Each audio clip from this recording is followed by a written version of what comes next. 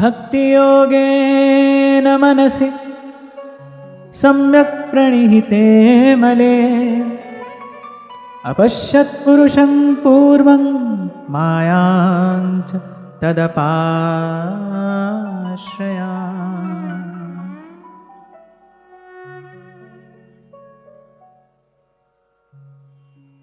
तो जब नारद जी उस विशुद्ध भक्ति सिद्धांत की चर्चा करके प्रस्थान कर गए, उसके बाद महर्षि वेदव्यास ने जो सुना था उसका चिंतन किया, मनन किया। आप देखो सुनने वाले कौन हैं? ये जो श्री नारद जी और श्री वेदव्यास जी के मध्य में जो चर्चा हुई, उसमें वक्ता श्री नारद जी हैं, श्रोता श्री व्यास जी हैं, सुनने वाले श्री व्यास जी। और व्यास जी कौन हैं? वो भगवान के कला अवतार हैं। पर उन्होंने भी जो चर्चा श्रवण की, सुनने के बाद उसका चिंतन किया, उसका मनन किया। यदि आप केवल भोजन खाएं पर शरीर उसे पचाए नहीं, तो अल्पकाल में ही वो जो भोजन है वो शरीर को बल, ओज, तेज, पुष्टि देने के स्थान पर रोगी बना देगा। यदि आप केवल सुने और उसका चिंतन मनन जीवन में न हो तो क्या होगा? मैंने बहुत सुना है, अरे मैंने बहुत सुना है, केवल ये मिथ्या अभिमान ये भीतर बढ़ेगा, आपके सर का बोझ बढ़ेगा। ये जो जानकारी है यही सर का बोझ बन जाएगी। इसलिए मैंने कहा भोजन यदि पचे नहीं तो फिर रोग का कारण हो जाता है। भोजन का पचना बहुत आवश्यक है, आपकी पाचन क्रिया सही हो। ऐसे ही जो आपने श्रवण किया है फिर उसके पश्चात उसका चिंतन और मनन आपके जीवन में अवश्य हो। नहीं तो क्या होगा? मैंने सुना है, मैंने सुना है, मैंने बहुत सुना है, केवल इस प्रकार का मिथ्या अभिमान बढ़ेगा। और इसका परिणाम क्या आता है? इसका परिणाम ये होता है कि जो चित्त है वो कोमल होने के स्थान पर और कठोर होता चला जाता है। अभिमान चित्त को कठोर ही तो करता है। अगर भगवान को कोई नहीं सुहाता है तो भगवान को अभिमानी जीव नहीं सुहाता है। अभिमानी प्रभु को अच्छा नहीं लगता, उसको प्रभु अपने सन्मुख ही नहीं होने देते। अभिमान बढ़ेगा तो भगवान से विमुख हो जाओगे, भगवान से दूर हो जाओगे। और यदि केवल सुना तो कुछ समय सुनोगे, फिर उसके बाद वो जो सुन रहे हो उसके चिंतन मनन के अभाव में जो आप सुन रहे हैं उसमें आपकी साधारण बुद्धि हो जाएगी। फिर आपको लगेगा कि अरे हाँ, हम तो सब जानते हैं। और कभी आपसे मैंने एक बात कही थी कि कोई वस्तु आपके पास नहीं है, किसी वस्तु का आपके पास में अभाव है और आपको पता है कि मेरे पास उस वस्तु का अभाव है और वो वस्तु महत्वपूर्ण है, तो आप क्या करोगे? आप उसको प्राप्त करने का प्रयास करोगे। लेकिन आपके पास वस्तु है तो नहीं और आपको इस बात का भ्रम है कि भाई हमारे पास में है, तो होगा क्या? ना तो आपके पास वस्तु है और ना आप कभी उसको पाने का प्रयास करोगे, तो आप तो उससे सदा ही वंचित रहोगे। और वस्तु महत्वपूर्ण है। ऐसे ही ज्ञान है। चिंतन और मनन के अभाव में जब श्रवण किया जाता है, केवल श्रवण जब होता है तो केवल अभिमान बढ़ाता है। और जब अभिमान बढ़ता है तो अभिमान का दुष्परिणाम क्या है कि जीव भगवान से विमुख हो जाता है। एक है प्रभु से दूर हो जाना, प्रभु की ओर देखते देखते प्रभु से दूर हो जाना।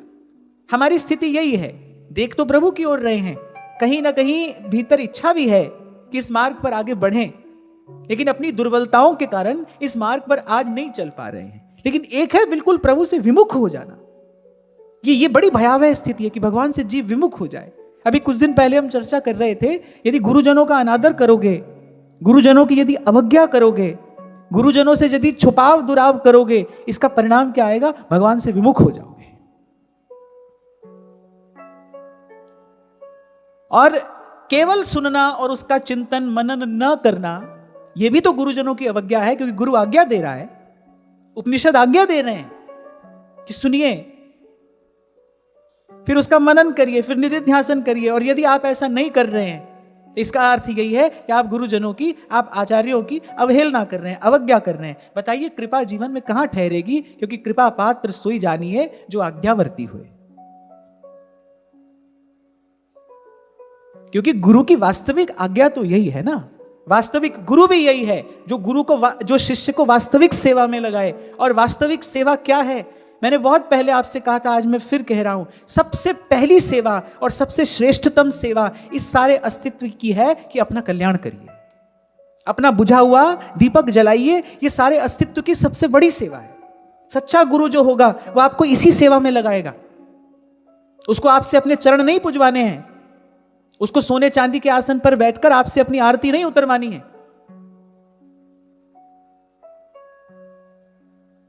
वो तो आपको सच्ची सेवा में लगाएगा। व्यास जी कहते हैं, बोले साधु सोई जो विषय छुड़ावे, और साधु सोई जो हरि जपावे, और साधु सोई जो साधु सिवावे। वो तो आपको सच्ची सेवा में लगाएगा। और सच्ची सेवा यही है, अपना कल्याण करो भाई। सच्ची सेवा यही है कि बिना समय गमाए हरिपद भज न विलंब कर। अब महाप्रभु जी का चित्र घर में रख के कोई सुबह शाम भोग लगा रहा है, आरती कर रहा है, लेकिन जो महाप्रभु ने कहा है उस पर तनिक भी ध्यान नहीं देता है, तो ध्यान रखना वो सेवा पूजा किसी काम की नहीं है। मूलतः वो आचार्य की अवज्ञा कर रहा है। वो मूलतः आचार्य की अवज्ञा कर रहा है। अरे हृदय में सिद्धांत की प्रतिष्ठा के बिना कोई सेवा, कोई उपासना संभव नहीं है, किसी भी प्रकार से नहीं हो सकती है। बाहर की क्रिया न हो, लेकिन भीतर यदि सिद्धांत प्रतिष्ठित है, काम चलेगा। बाहर लाख क्रिया हो रही है, लेकिन भीतर यदि कहीं ना कहीं से आचार्य की, गुरुजनों की अवज्ञा हो रही है, वो बाहर का किया धरा सब व्यर्थ है, व्यर्थ है, व्यर्थ है, किसी काम का नहीं। होगा क्या? मैंने बहुत सेवा की है, ये बोझ और सर पे बढ़ेगा, ये अभिमान और सर पे चढ़ेगा। देखो भाई, अपना अपना मत विचारे, पर मेरी ऐसे बाहर की क्रिया में मेरी कोई बहुत ज्यादा रुचि नहीं है। मेरी इसमें कोई बहुत ज्यादा रुचि नहीं है। कम हो अधिक हो, अपनी सबकी सामर्थ्य अपनी अपनी है। कोई कितना करेगा, कोई कितना करेगा। और जहां कहीं आप आगे श्रीमद् भागवत में अंत तक आप यही श्रवण करेंगे, भगवान ने जब जब साधु की बात की है, भगवान ने जब जब संत की बात की है, तो भगवान ने साधु और संत के स्वभाव की बात की है। कैसा होना चाहिए साधु, उसमें कौन कौन से गुण होने चाहिए। कहीं आपको नहीं मिलेगा कि भगवान ने कहा हो भाई क्या पहनता हो, क्या खाता हो, कहां रहता हो। ऐसी कोई चर्चा नहीं मिलेगी आपको, कहीं नहीं मिलेगी। साधु में सद्गुण कैसे हो? श्रीमद् भागवत में जब ब्राह्मण का स्वरूप बताया गया है, शमो दमस्तपः शौचम संतोषः क्षान्तिरार्जवम् ज्ञानम दयाच्युतात्मत्वम सत्यम च ब्रह्म लक्षणम। बोले 10 गुण हो तो ब्राह्मण है। होता क्या है ना भाई, कि बाहर की जो सब क्रिया है ना सरल होती है, थोड़े से समय में इसका अभ्यास हो जाता है। मन चारों दिशाओं में छलांग लगाता रहता है, हाथ से वो क्रिया भी होती रहती है, आपको लगता है सेवा हो गई। फिर इसका परिणाम क्या आता है? आपको लगता है अरे भाई बहुत साल से हम तो श्री जी की सेवा कर रहे हैं। आप सेवा कर रहे हो पर सेवा हो नहीं रही है, हो नहीं रही है। तो यहां पदे पदे मार्ग स्पष्ट किया जा रहा है। भगवान वेदव्यास हैं, उन्होंने ही इस बात का विचार नहीं किया भाई जो नारद जी हमको बता कर गए तो सब हम पहले से ही जानते हैं। ना, जो सुना एकाग्र मन होकर, दत्त चित्त होकर, बड़ी गंभीरता से फिर उसका विचार कर रहे हैं, फिर उसका चिंतन कर रहे हैं। इसलिए आपको बार बार कहता हूं, ये जो 1.5 घंटा यहां श्रवण करके जाते हो, फिर इसके बाद 15 मिनट का चिंतन भी आवश्यक है। थोड़ा चिंतन अवश्य होना चाहिए। और यहां पर चूक हो जाती है। और जब यहां पर चूक हो जाती है तो समझना कहीं ना कहीं ये गुरुजनों की आज्ञा की अवहेलना हो रही है। और गुरु की आज्ञा की अवहेलना करने वाला कुछ भी हो जाए पर भगवत कृपा का पात्र नहीं हो सकता है भाई। वो कृपा पात्र नहीं होगा, क्योंकि कृपा पात्र सोई जानिए जो आज्ञावर्ती होए। और मैं कोई बहुत कठिन काम करने के लिए आपको नहीं कह रहा हूं। और अगर इतना भी नहीं कर सकते, अगर अपने लिए, अपने कल्याण के लिए, अपने जीवन के लिए अगर इतना भी नहीं कर सकते, इतना ही व्यवहार में उलझे हो, इतना ही आप व्यवहार में उलझे हो, फिर अपने आप को साधक मत कहिए। फिर ये सब वृथा की बात मत कहिए। सुनिए, व्यास जी एक बात कहते हैं, कह रहे मूड मुडाए की लाज निभइए।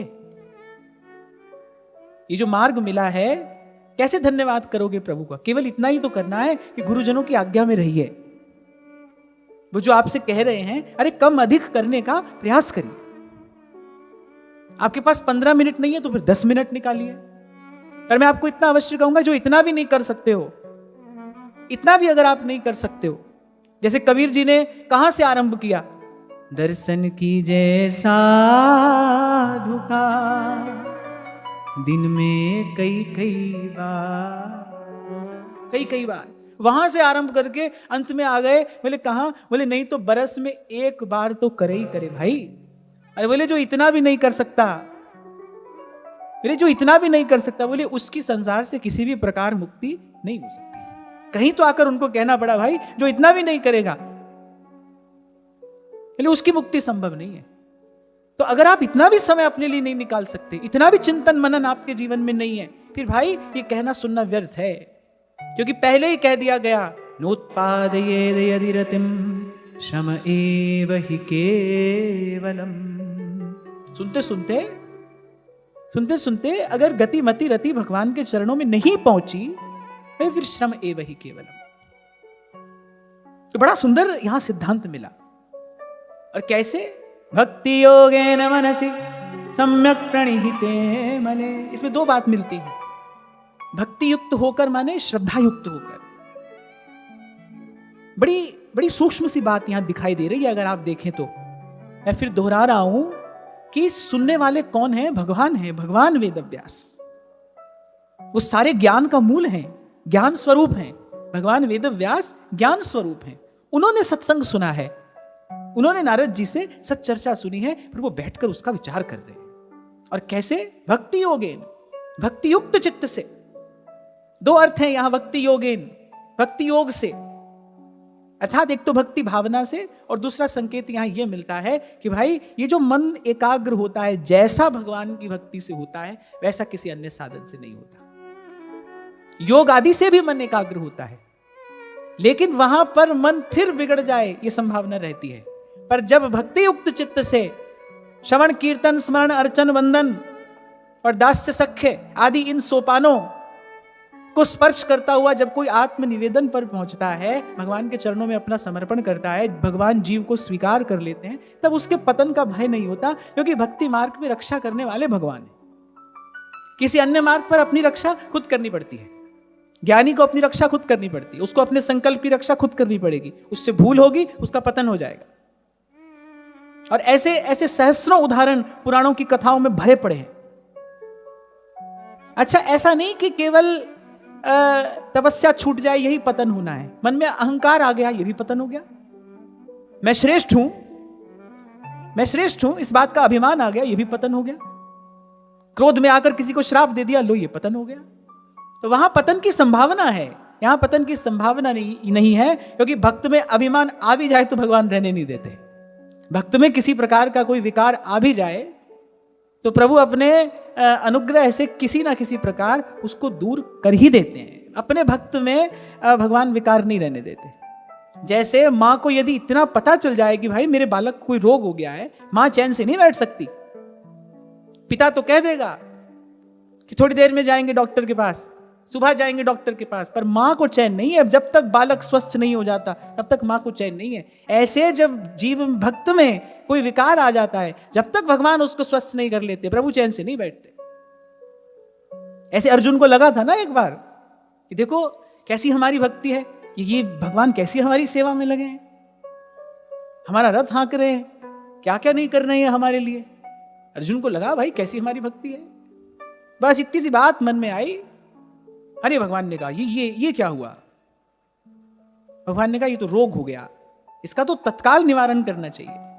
और बुद्धिमान व्यक्ति वही होता है, जैसी रोग का अंकुर फूटे तत्काल उसकी औषधि कर ले, उसको बढ़ने न दे। साधारण सा रोग भी कब प्राण घातक हो जाए कुछ कहा नहीं जा सकता है। साधारण सा रोग भी, वैद्य लोग एक बात कहते हैं, बोले साधारण सी खांसी कब गले की फांसी बन जाए कह नहीं सकते। कहने का तात्पर्य है कि साधारण सा भी कोई रोग हो, अगर पकड़ में आ जाए तो तुरंत उसका निवारण करना चाहिए। क्यों? क्योंकि शरीर से साधन करना है, खलु धर्म साधनम। तो भगवान ने कहा भाई तो इसको रोग हो गया। ठाकुर जी ने लीला की। एक दिन अर्जुन के मन में आया, बोले आज मैं स्नान कराऊंगा आपको। सुंदर दिव्य चौकी पर भगवान को बैठाया।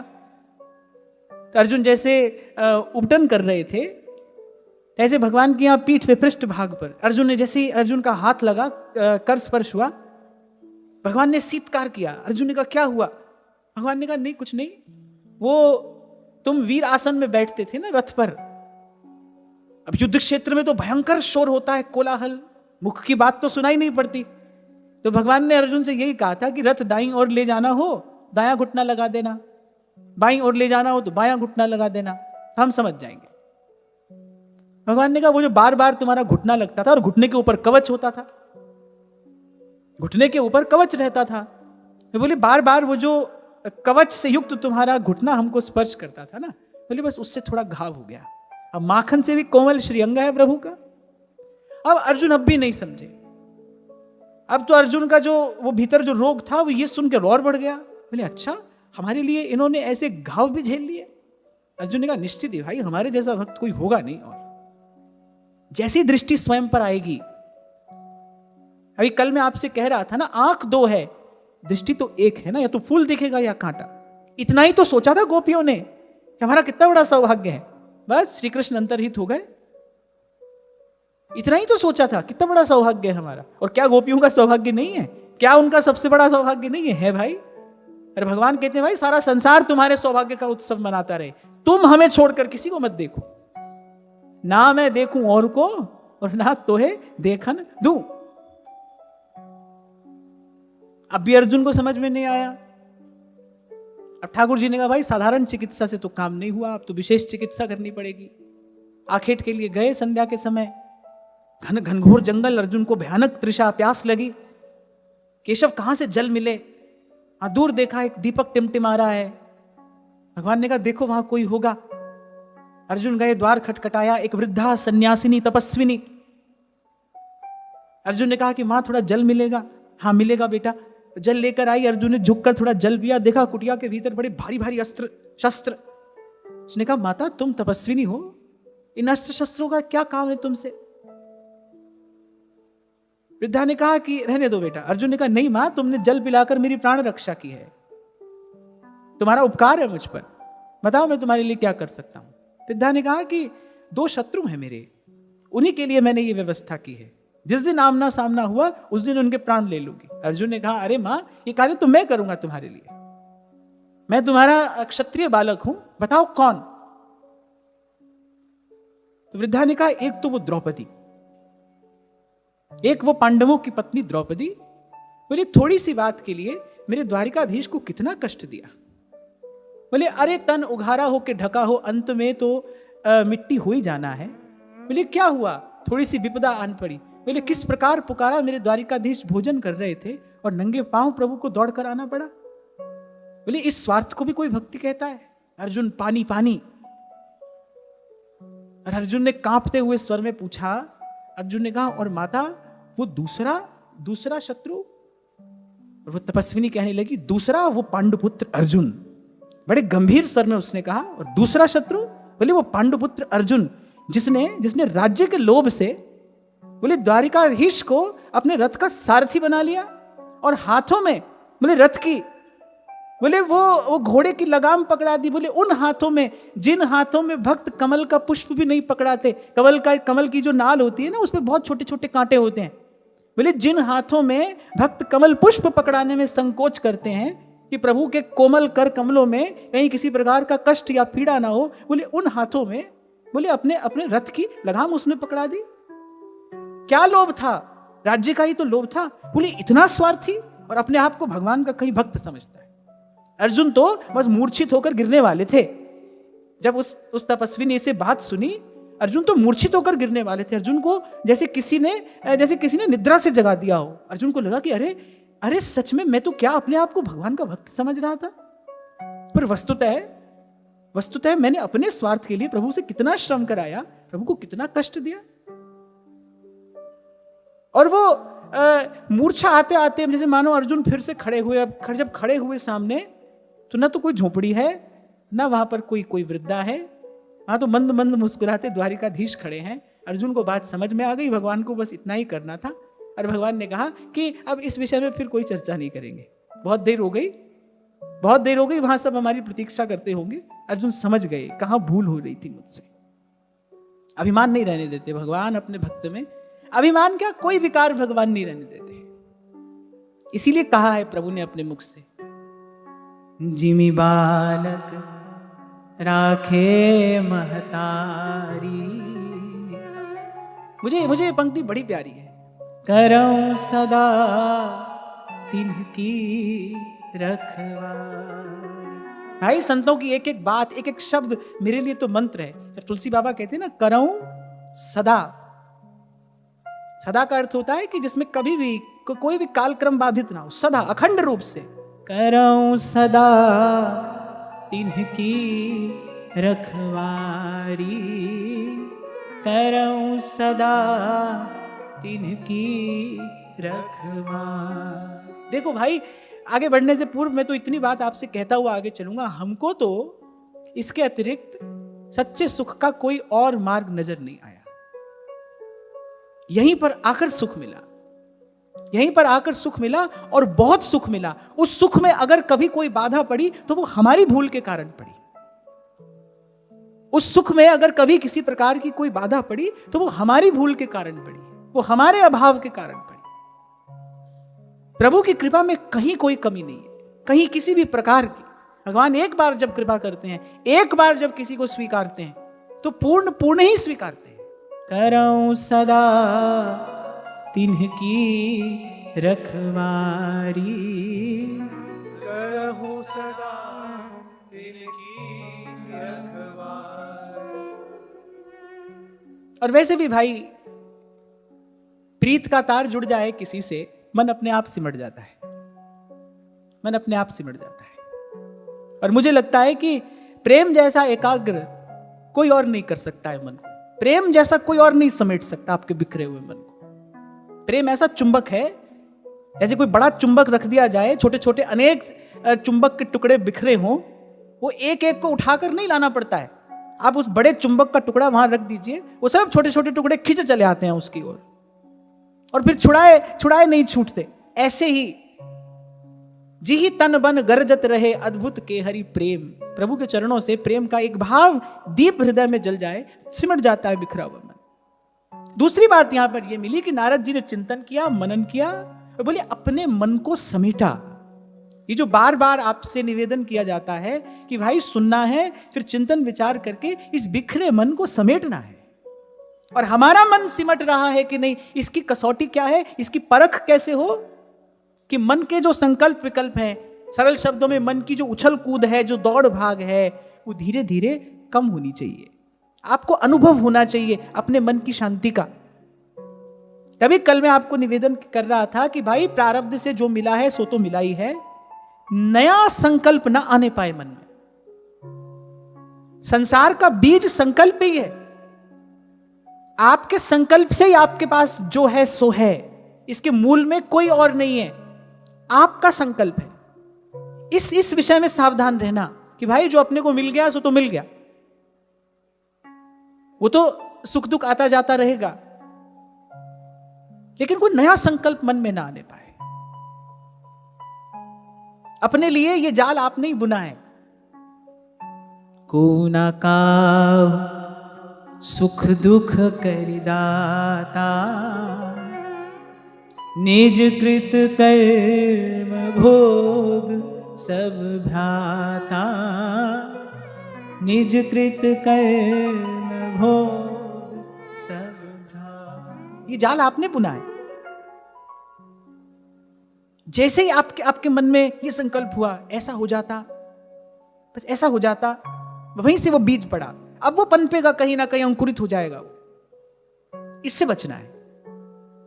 तो हमारा मन सिमट रहा है, इसकी परख कैसे हो? इसकी परख ऐसे ही हो कि मन के संकल्प विकल्प कम हो। मन के संकल्प विकल्प नहीं, संकल्प विकल्प कम हो। संकल्प विकल्प ही मन है, और कुछ मन नहीं है। मन दिखाई तो पड़ता नहीं, शरीर में मन कहां है एक डॉक्टर तो कोई बता नहीं सकता, पर मन है, ये बात पक्की है। मन है, कहां है, कैसा है, ये कोई नहीं बता सकता है, और है भी बड़ा महत्वपूर्ण। राम से भी यही मिलाता है, मन ही मिलावे राम से, मन ही करे फजीत। है क्या? ये संकल्प विकल्प ही मन है, ये धीरे धीरे कम हो। मैं तो आपको एक बात कहूं, आप उपासना कर रहे हो, आप साधक हो, आप भजन के मार्ग पर चले हो, सबसे पहली कसौटी यही है, देखो भाई थोड़ा थोड़ा मन शांत हो रहा है कि नहीं हो रहा है। नहीं हो रहा है तो कहीं ना कहीं भूल हो रही है, कहीं ना कहीं चूक है, उसको सुधारना चाहिए।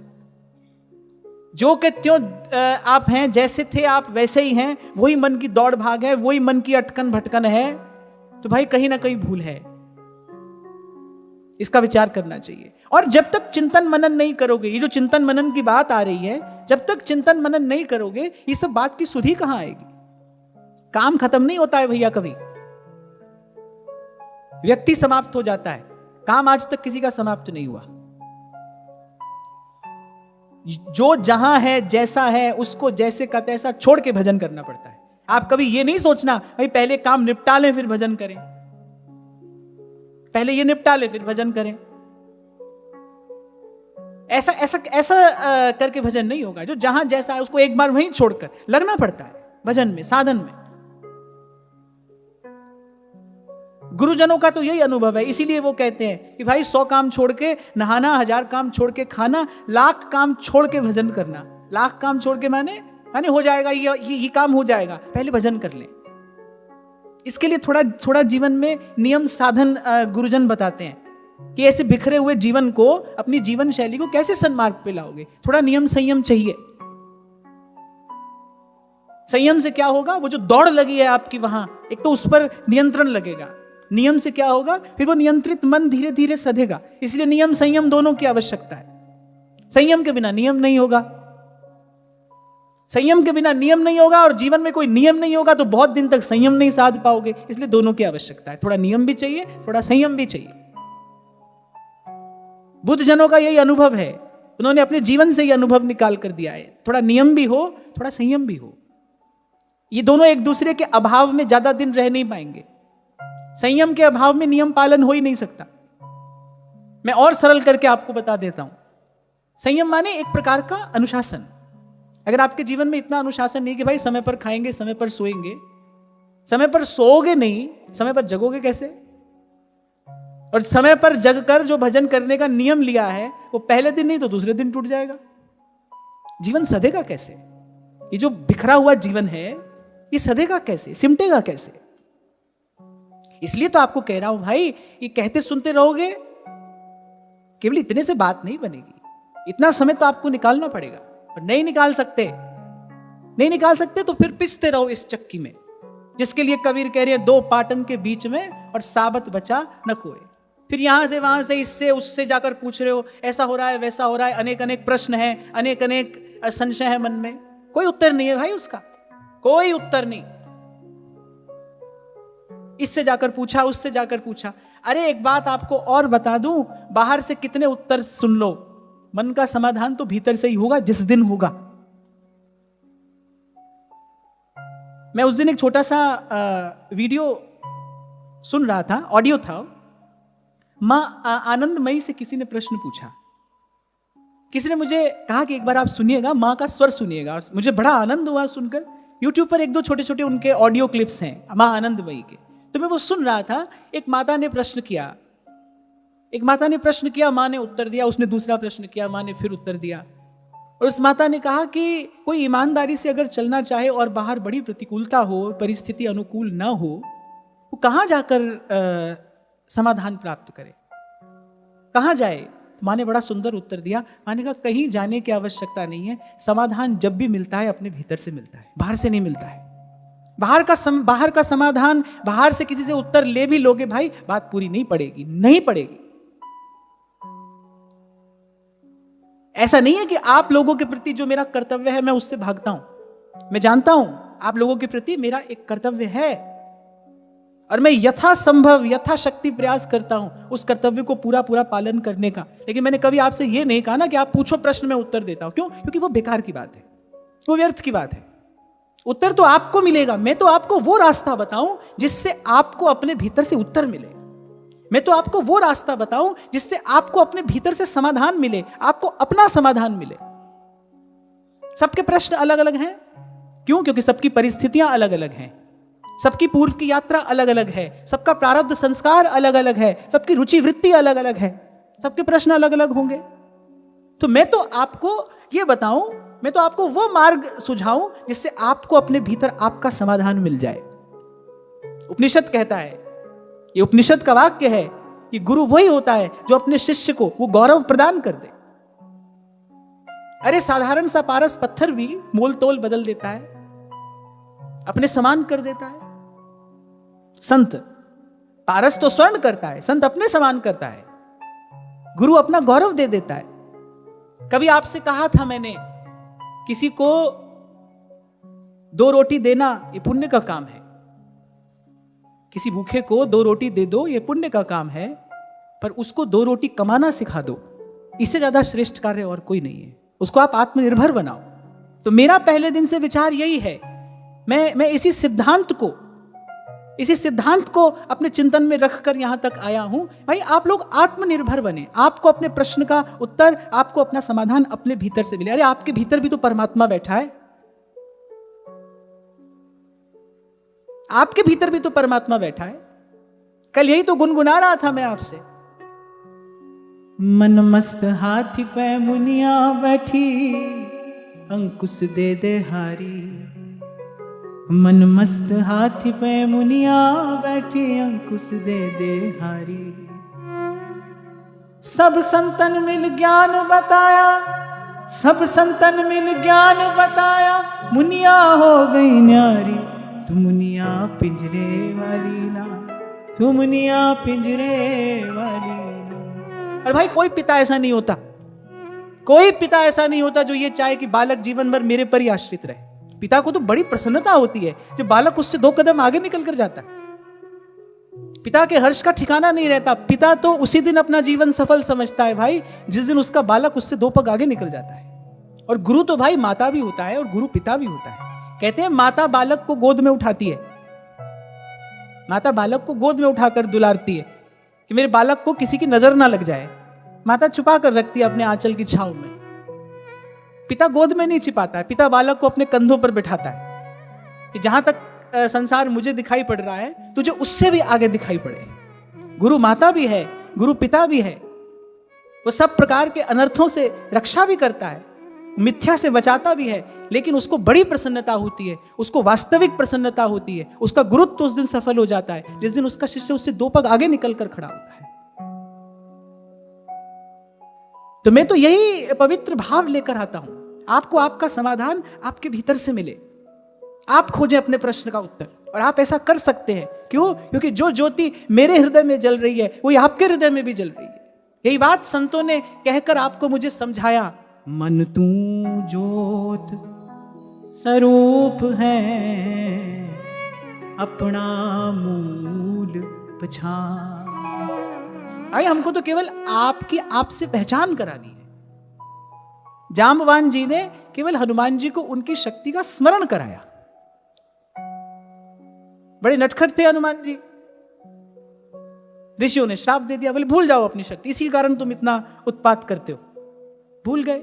ऐसी मन भी बड़ा चंचल है, बड़ा नटखट है, किसी प्रभाव में आकर यह भी अपनी शक्ति भूल गया। अरे जो मन भगवान से मिला सकता है उसकी शक्ति कोई साधारण होगी? जिस मन ने चेतन अमल सहज सुख राशि जीव को जन्म जन्म से संसार में लगा रखा है, उस मन की शक्ति कोई साधारण होगी ना? उसके पास अपरिमित शक्ति है। तो गुरु तो केवल आपको आपकी शक्ति का स्मरण कराता है, वो तो जगह देता है आपको।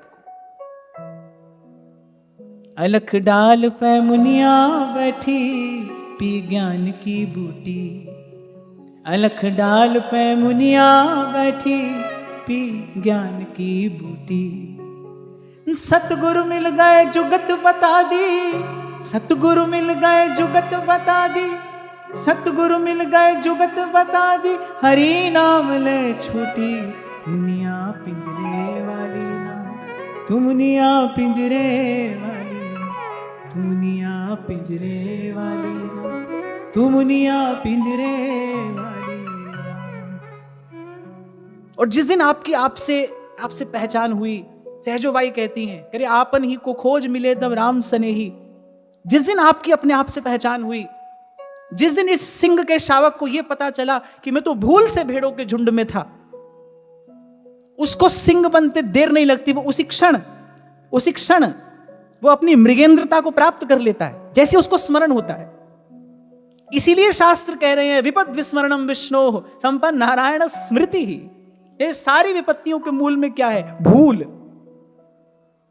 जीव पर जितनी विपत्ति है, उसके जीवन में जितने अनर्थ हैं, उसका कारण है भूल। और भूल किस कारण से होती है? ये माया श्री कृष्ण की मोयो सब संसार। जब व्यास जी ने अपने मन को एकाग्र किया, भगवान को देखा, भगवान की माया को देखा, तब ये तमाशा समझ में आया। यया सम्मोहितो जीव आत्मानं त्रिगुणात्मकम् परोपि मनुते नरथम तत्कृतं चाभिपद्यते। व्यास जी ने देखा भाई इसी माया के कारण जीव से भूल होती है, और जैसे ही भूल होती है बोले उस पर विपदा का पहाड़ टूट पड़ता है। हनुमान जी कह रहे हैं ये बात, कहे हनुमंत विपति प्रभु सोई, जब तब सुमिरन भजन न होई, जब तब सुमिरन भजन न होई। त्यों संतन की बात में बात बात में बात। ये जो एक वाक्य है शास्त्र का, विपद विस्मरणम विष्णोः संपन्न नारायणं स्मृति। बोले स्मरण ही संपत्ति है, विस्मरण ही विपत्ति है। नारायण का विस्मरण ही विपत्ति है, स्मरण ही संपत्ति है। विस्मरण क्यों होता है? क्यों जीव भूला भगवान को? जीव भगवान को भूला ही क्यों? ये माया श्री कृष्ण की मोयो सब संसार।